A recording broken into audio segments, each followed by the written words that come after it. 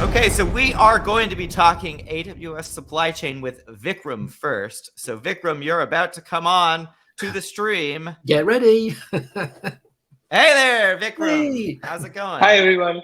Hi AM, Steve. How are you guys doing? Great. Please tell the audience a little bit about yourself. Absolutely. Hi there. My name is Vikram Balasubramanian. I'm a senior specialist solutions architect for AWS Supply Chain. Which that's probably a newish job title there, isn't it?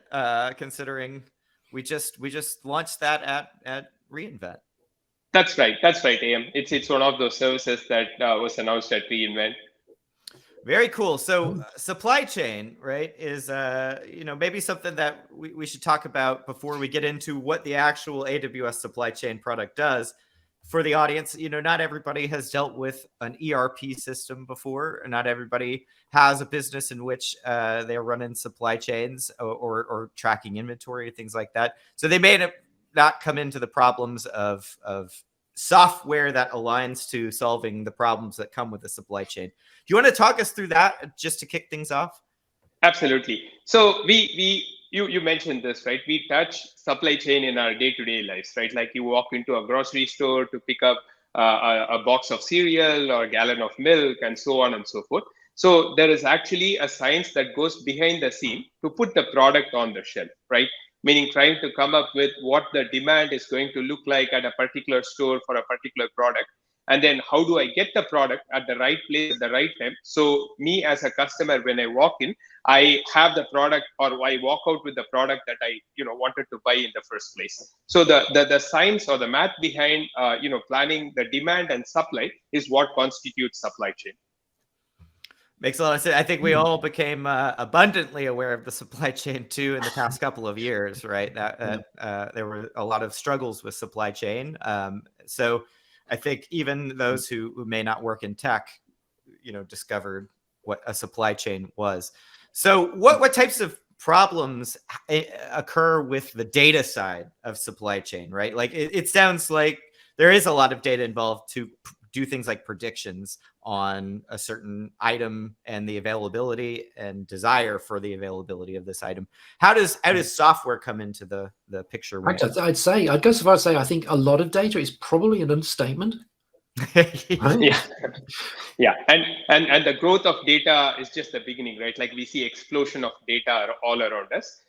Just going back to your question, AM, when we look at the state of supply chain systems, we see that data is trapped within silos, right? Meaning there are specific point solutions that does something like order management, like you are writing orders to your distributors and suppliers and managing within that framework. Or you're trying to manage shipments, right, from your distributors that are coming into your store. So those are a couple of examples of functions which translates to systems underneath that support these functions, like order management systems and transportation management systems and so on and so forth. Now, the real challenge is that data is scattered, right, or it's just fragmented in these different systems. So as a business owner or a business user, I'm trying to make sense out of hey, what's happening to my business right now? You really have to fall back on custom integrations to piece in data from all these different sources and to construct that quote unquote custom integration workflow to get value from that, right? And that's the main problem that we see in the industry today. Right. So you mentioned there, like, all these existing systems and these integrations, custom or not, that have been built, right? So these are already out there. So what does supply chain bring to the table? Absolutely. So the first step there, Steve, is to unify the data from all these different sources and to leverage actionable ML-powered insights to offer business value or value to the customer in terms of where the problem is. And not only that, but also extend a step further to say, okay, here are the potential recommendations to resolve or mitigate the risk that you see in front of you. Cool. Yeah. I already mentioned one of these acronyms. I think, it might be beneficial to our audience too to talk through what a typical supply chain management setup looks like, right? I already dropped a an acronym and didn't explain what it was, I broke the cardinal rule of AWS on air, Vikram. I'm telling on myself right now. But I said ERP earlier, right? Enterprise resource planning, I think. So what does a typical setup for, you know, a large company that has, you know, inventory that they're tracking?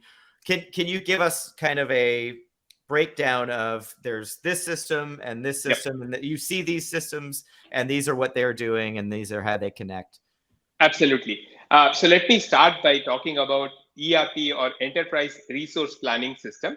So in a typical scenario, this happens to be the central system where you have information about products, different locations, and other information that drives your business. For example, information about suppliers, distributors, and so on and so forth, right? So think of it as the central core or the central pillar around which other systems are built from a supply chain perspective.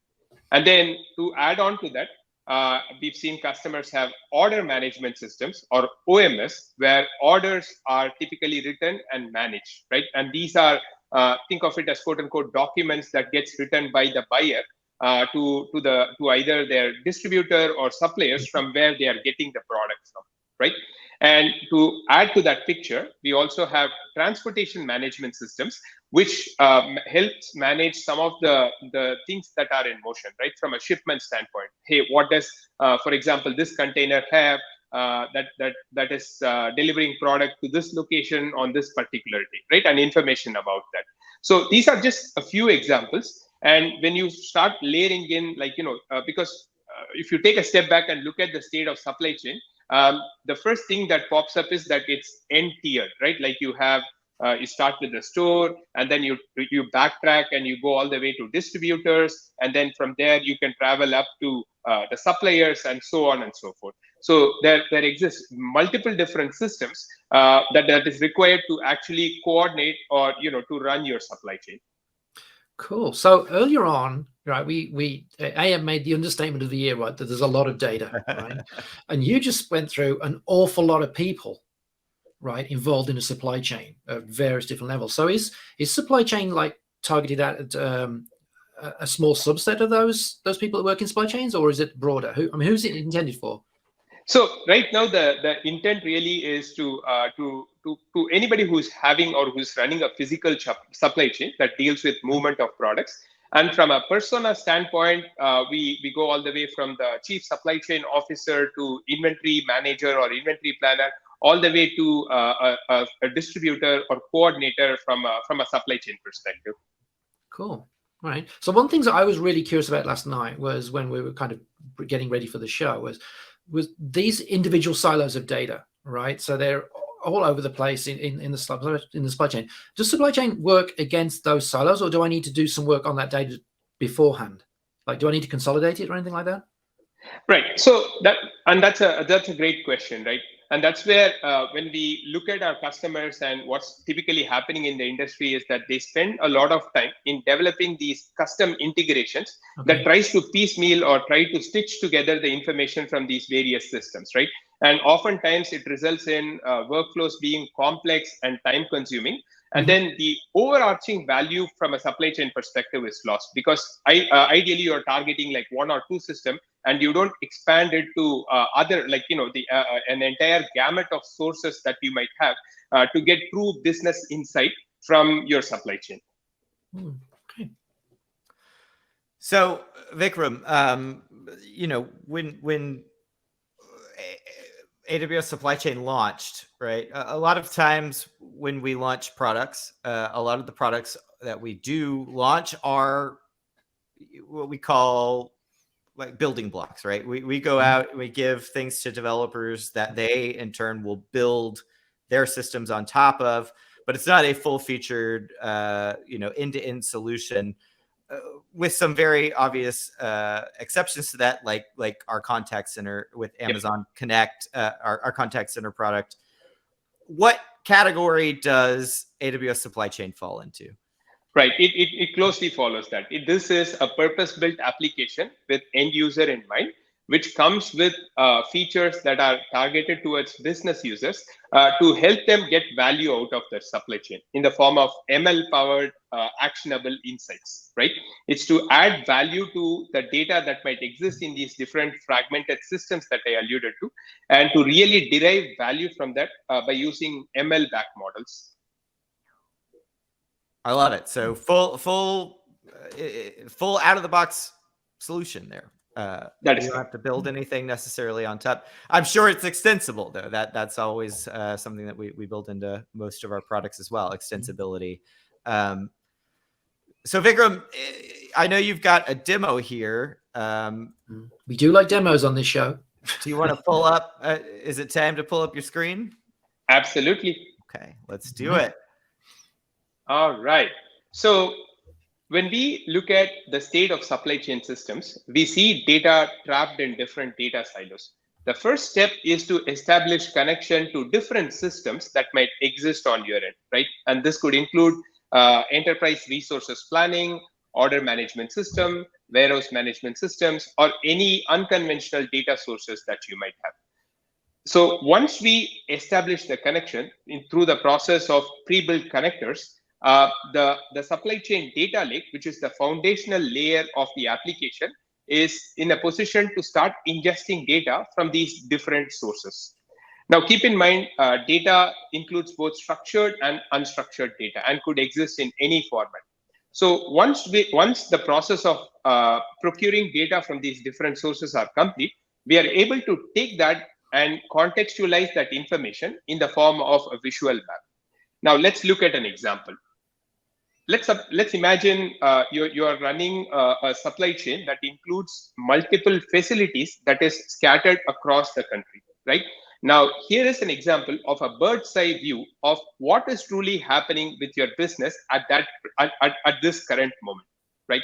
Now, if we take a look at a particular example or a particular distribution center, so here for Seattle Distribution Center, I have about 10 products, which with one has a healthy inventory sign and 6 are in excess and 3 products are either stocked out or projected to be stocked out.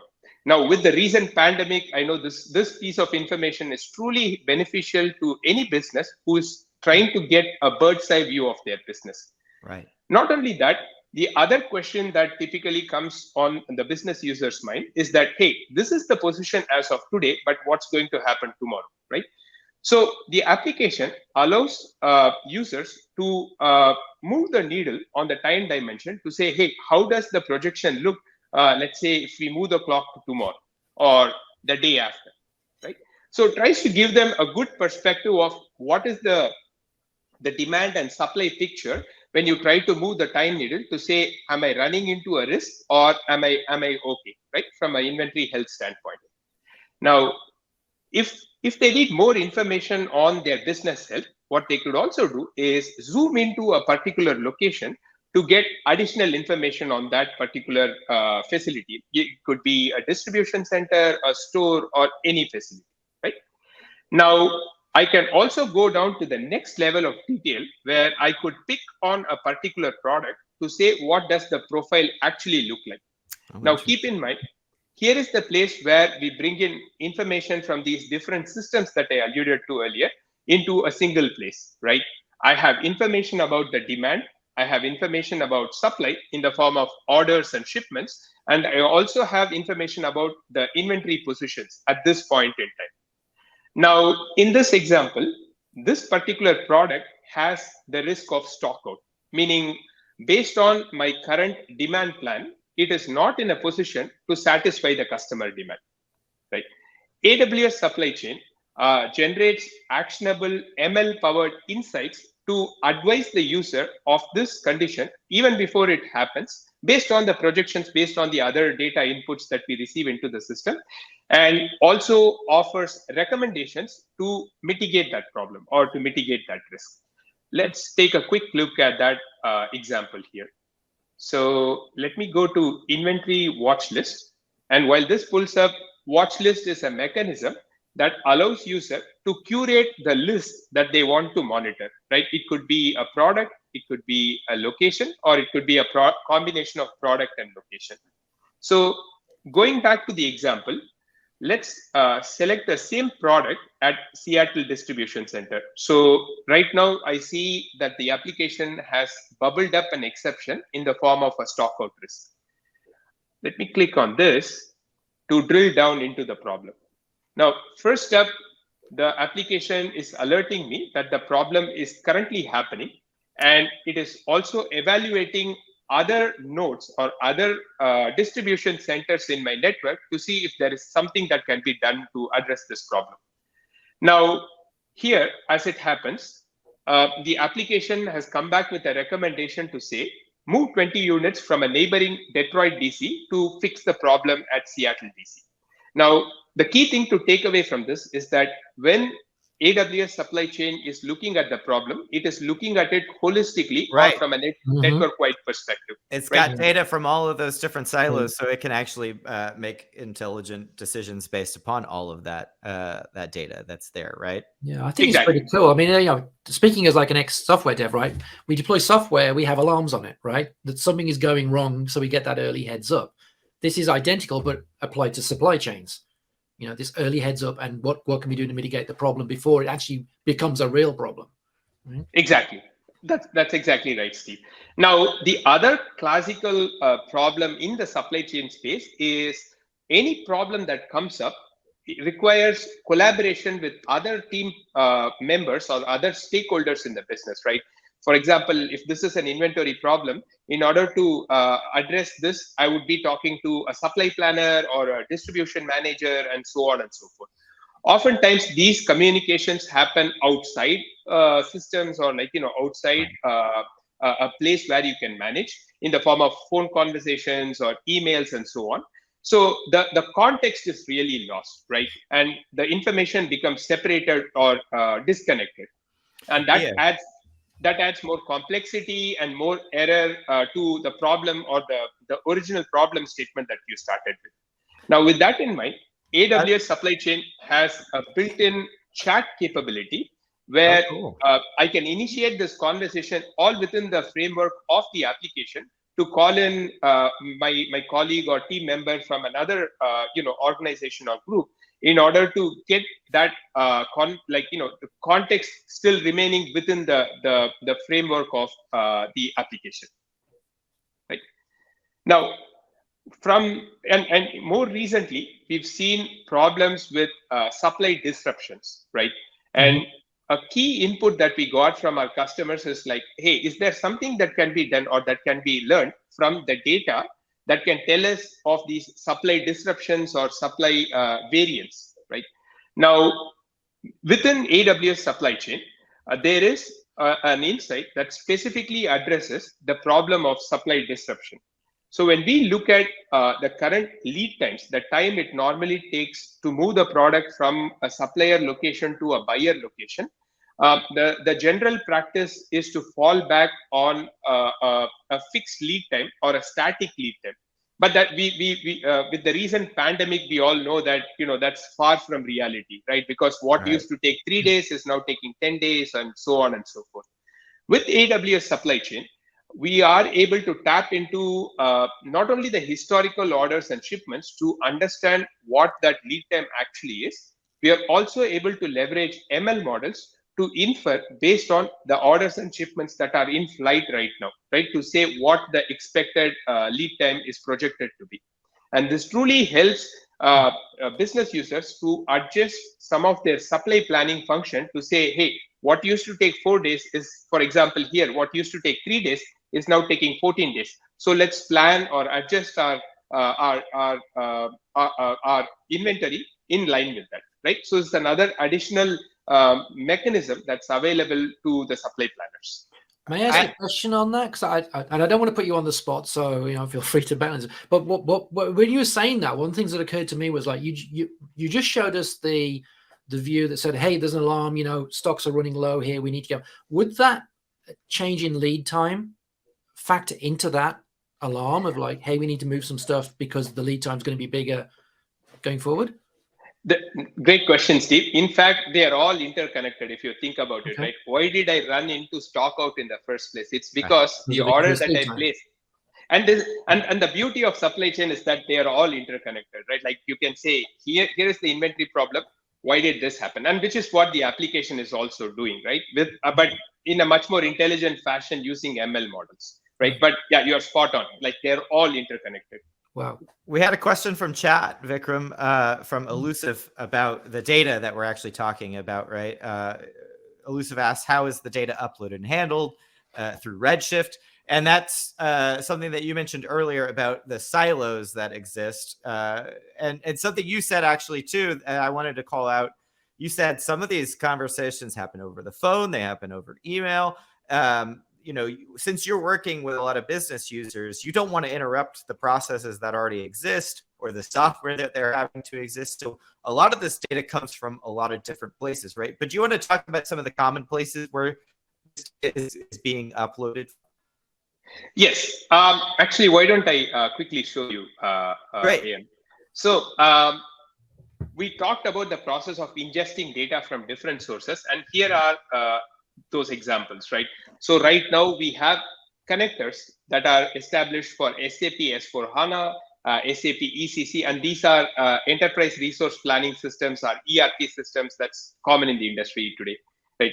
On the transactional side, we have ability to ingest or consume data from EDI 850, which is purchase order, EDI 860, which is purchase order change, and EDI 856, which is advance ship notice. Now, EDI is electronic data interchange, which is the common preferred format by which supply chain parties like distributors, suppliers communicate with one another, right? If they do business, then EDI is oftentimes the preferred method of exchanging data. Right, just a data format that's standard for the industry, used across multiple different types of applications that are doing supply chain management. Yep, that is correct. Makes sense. Makes sense. Right. This is cool. Yeah. Is there anything else in your demo that we haven't gotten to yet, Vikram? Real quick, we talked about inventory, we talked about supply. Let's talk about its counterpart, demand, right? Okay. So when we look at the demand picture, and obviously this has come to the forefront during recent pandemic as well, we see consumer demand to be changing, right? And traditional statistical models are not in a place to keep up with ever-changing demand from consumers. So the demand planning function within AWS supply chain leverages ML models to generate accurate forecasts, right? To go in line with the picture that we were trying to paint a moment before, right? So just to quickly summarize, AWS Supply Chain is an enterprise-grade, is a purpose-built application that comes with an enterprise-grade data lake. Now, with the data that is ingested into the data lake, we are able to contextualize this to present enterprise-wide visibility of their business to the users. And in addition to that, AWS Supply Chain is running ML-based actionable insights to lower costs and mitigate risk to your supply chain, right? Just to kind of put it all in a single nutshell there. I love that. And I wanted to ask at one point too, do you see a lot of demand for this, especially, again, going back to that siloed data? If I'm a business user working through this type of thing in my current setup, you know, does that look like I'm having to click around in multiple different applications to try and figure these things out? I don't have a single, this is such a buzzwordy type thing to say, but I don't have a single pane of glass to see. You went there. Of course, because some things are buzzwordy because they're descriptive. They make sense, right? Right. Yeah. And that's the beauty of it. That's the beauty of it, right? So we let existing systems to be, right? And this would be sort of an intelligence layer over on top of it, right? Because this is truly the place where we unify, harmonize data and leverage some of those specialized machine learning models to derive value from the data that you already have. And that's the true, quote unquote, the bottom line for the application. I mean, that's the core of the problem, right? Is you've got these disconnected silos of data and apps that are processing this. Supply chain issues on the horizon for whatever reason, going on, it's much harder to spot in all those disconnected systems versus having this single pane of glass, right, that is surfacing that with the recommendations and the pre-alarms, etc., going on. I think it's really cool. Yeah, I think it serves, from different perspectives, a great value to different types of users of supply chain management. So from the business user, I don't have to go jump around and hop around in different applications to get a better view of what's going on in my supply chain to cause, hiccups or things like that. And then from the tech side, more of the, I'd call it like admin or, IT person who's stitching together these systems. It seems very easy to connect to other systems that, I can't get rid of, or I already have in place, but I don't have to go build, custom scripts to move data around or have data visible in this. I can use these connectors like Vikram showed me. So you're thinking of everyone, Vikram. I love it. Well, great. I think we will take your screen down and just give you a moment to anything you want to leave our viewers. Where can they go to learn more if they have interest in adding this to their supply chain management setup, or they just want to learn more about supply chain? Any suggestions you've got for the people watching, Vikram? Absolutely. For folks who are interested in learning more about the product, we have this information up on the AWS site. And I think you should also be able to get information on connecting to us or our contact information there. So I would highly encourage people to visit the site, to learn more about it, and then engage with us to get on this journey. We got one more chat question actually that just came in under the wire, again from Elusive. Elusive's asking about reporting tools. All right, anything to share with stakeholders, or does it integrate to any other reporting? Maybe a quick site, something like that in AWS. Yeah. So the key thing to keep in mind is that this is a business purpose-built application with all the visuals and maps and all those things that are part of the application, right, to drive the value. Right now, in order to specifically address that question, maybe it requires a little more deep dive. But for now, the key takeaway from this presentation or the message here is that it's a fully purpose-built application. Well, thank you so much for joining us, Vikram. This was captivating. I learned a lot about supply chain that I didn't know about, and this looks like I said very useful to multiple sets of different types of users. So thanks for taking the time and joining us on AWS On Air, Vikram. Yeah, I'll thank you. Thanks for having me. All right. Thanks, Vikram. Next time. All right. All right, Steve. Well, are you going to be going and joining a company on supply chain? Yeah. Do you know? He had me at the maps, right? That visual oversight into drill. I was like, oh yeah, now I'm on board. It was super cool. Yeah, the map specifically had me too. I was like, wait, I love a good visualization. That was so much better than just charts and lines of numbers and no, I can see indicators. There's a problem. The other thing too that sometimes when I work a lot on the DevOps side, so these problems are abstract. They're not as, but with a system like what we just saw, you are mirroring a real life situation, right? Yeah. Like you're mirroring the inventory you physically have in stock and where it's located and how many people are trying to buy it. So, or where it's not located, right? Where it should be located, but it's not. Right. I love a good software problem that has an analog to a physical system, and it just makes it easier to understand sometimes what you're solving for, right?